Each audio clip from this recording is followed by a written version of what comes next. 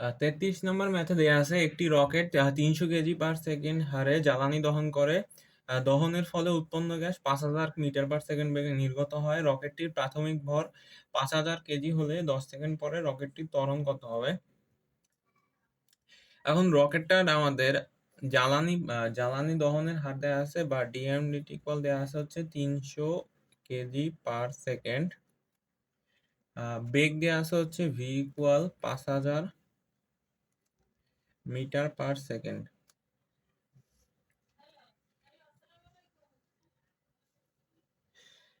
এখন আমরা জানি হচ্ছে এম এ ইকুয়াল বা ফোর্স ইকুয়াল হচ্ছে ডিএমডিটি ইন্টু ভি, বা এ ইকুয়াল হচ্ছে DMDT into V divided by M. এখন এখানে আমাদের ডিএমডিটি জানি, ভি জানি, এম হচ্ছে আমাদের 10 সেকেন্ড পরে যেহেতু ত্বরণ বের করতে বলছে, তাহলে 10 সেকেন্ড পরে আমাদের এম কত হবে? প্রথমে এম ছিল হচ্ছে 5000 কেজি। প্রথমে এম ছিল জ্বালানি সহ ভর ছিল হচ্ছে 5000 কেজি। এখন আমরা যদি 10 সেকেন্ডে 300 কেজি পার সেকেন্ডে যদি জ্বালানি দহন হইতে থাকে, তাহলে 10 সেকেন্ড পরে আমাদের এম প্রাইম হবে 5000 মাইনাস 300 ইন্টু 10 কেজি। তাহলে ইকুয়াল কত আসে? ইকুয়াল আসতেছে 3000, 5000 বিয়োগ 3000 হচ্ছে 2000 কেজি।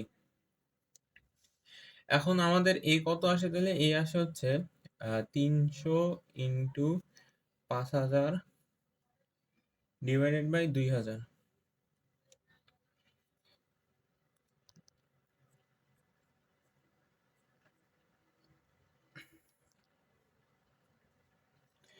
3×5 = 15, তার মানে হচ্ছে 7.5 ইন্টু 100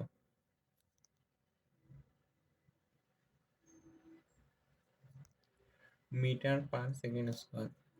এখন এইটা হচ্ছে আমাদের রকেটটার ত্বরণ, কিন্তু রকেটটা যখন উপরে যাইতে থাকে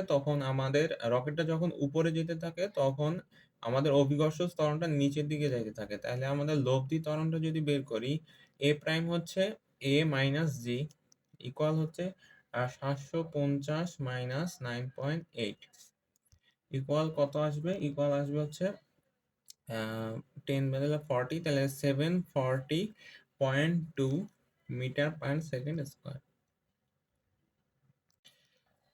35 নাম্বার ম্যাথে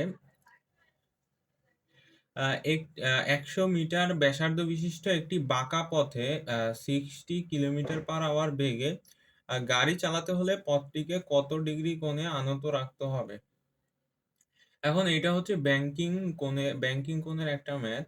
এখন এখানে দেয়া আছে ফার্স্টে হচ্ছে ব্যাসার্ধ দেয়া আছে আর ইকুয়াল হচ্ছে 100 মিটার, ভি দেয়া আছে 60 কিলোমিটার পার আওয়ার, যাকে আমরা মিটার পার সেকেন্ড নিয়ে নিলে 60 divided by 3.6 metre per second.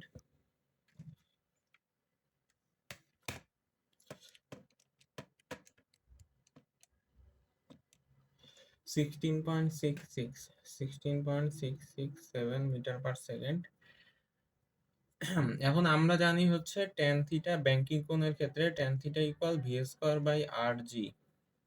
তাহলে আমাদের এখান থেকে থিটা ইকুয়াল আসে কত? tan ইনভার্স ভি স্কোয়ার হচ্ছে 16.67 স্কোয়ার ডিভাইডেড বাই আর হচ্ছে 100, আর জি আমরা জানি হচ্ছে 9.8। তাহলে আমরা ক্যালকুলেটরের মান বসাই দিলে অ্যান্সার চলে আসবে।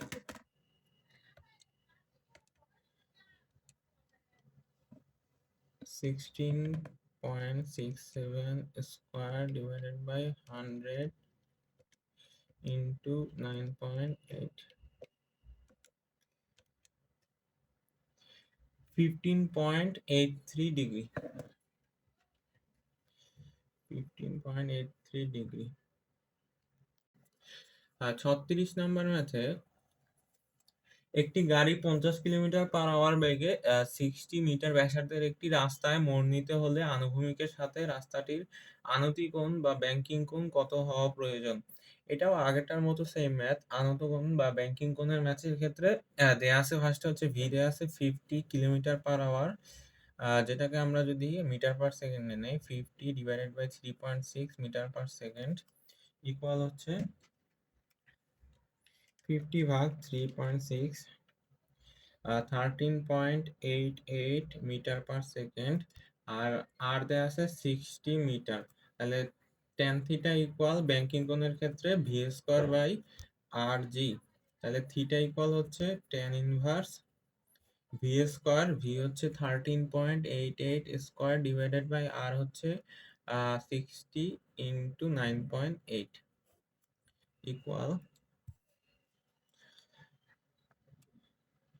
tan inverse 13.88 square divided by 60 into 9.8,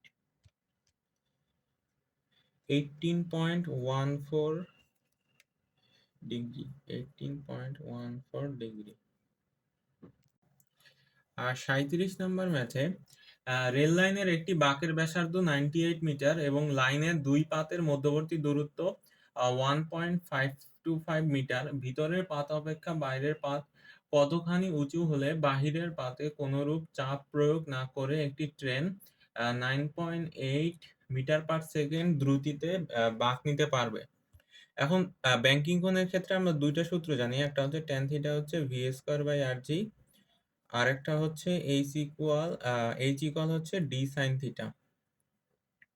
এখন এখানে আমাদের এইচটা হচ্ছে আমরা ভিতরের থেকে বাহিরের অংশটা কতটুকু উঁচু রাখলে একটা অ্যাঙ্গেল তৈরি হয়, ওটা হচ্ছে এইচ। এখানে ডি হচ্ছে আমাদের দুইটা পাতের মধ্যবর্তী দূরত্ব, আর থিটাটা হচ্ছে ব্যাংকিং কোণ। এখন ফার্স্টে আমরা যদি ব্যাংকিং কোণটা বের করি, আমাদের কি কি দেয়া ছিল? প্রথমে দেয়া আছে হচ্ছে বাঁকের ব্যাসার্ধ, যেটা হচ্ছে আর 98 মিটার। তারপর দেয়া আছে দুই দুই পাতের মধ্যবর্তী দূরত্ব, যেটা হচ্ছে ডি 1.525 মিটার। তারপর আমাদের বেগ দেয়া আছে হচ্ছে 9.8 মিটার পার সেকেন্ড। এখন এখান থেকে ফার্স্টে যদি আমরা থিটাটা বের করি, ভি আর আর জানি, এখান থেকে থিটা বের করলে tan ইনভার্স ভি হচ্ছে 9.8 স্কোয়ার ডিভাইডেড বাই আর হচ্ছে 98 ইন্টু 9.8 ইকুয়াল কত আসে? tan inverse 9.8 square divided by 98 into 9.8,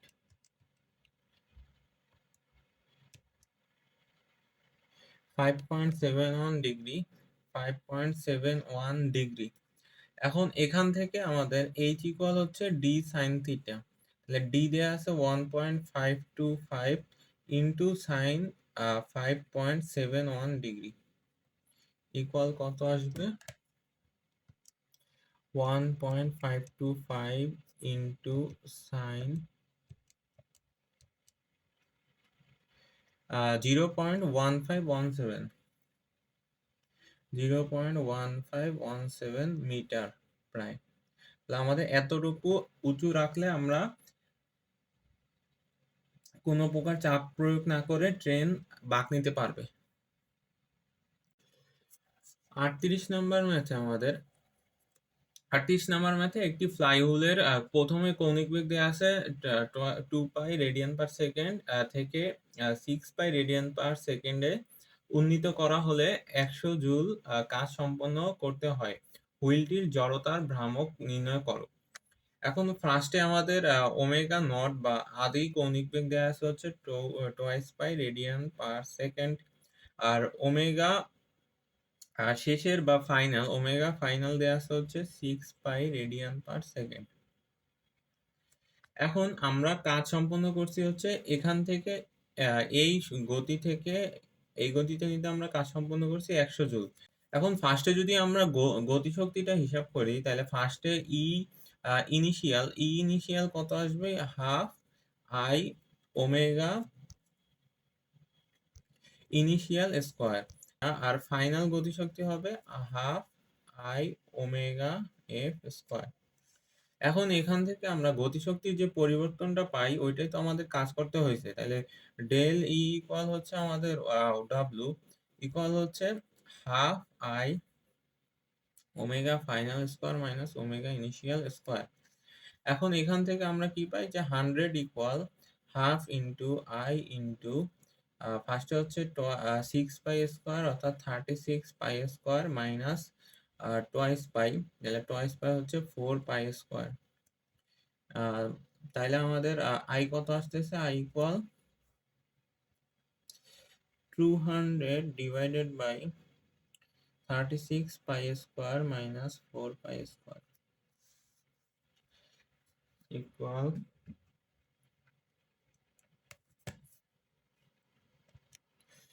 200/36 minus 4 হচ্ছে 32 into 3.1416 square 0.633 kg metre square. এটা হচ্ছে আমাদের জড়তার ভ্রামক।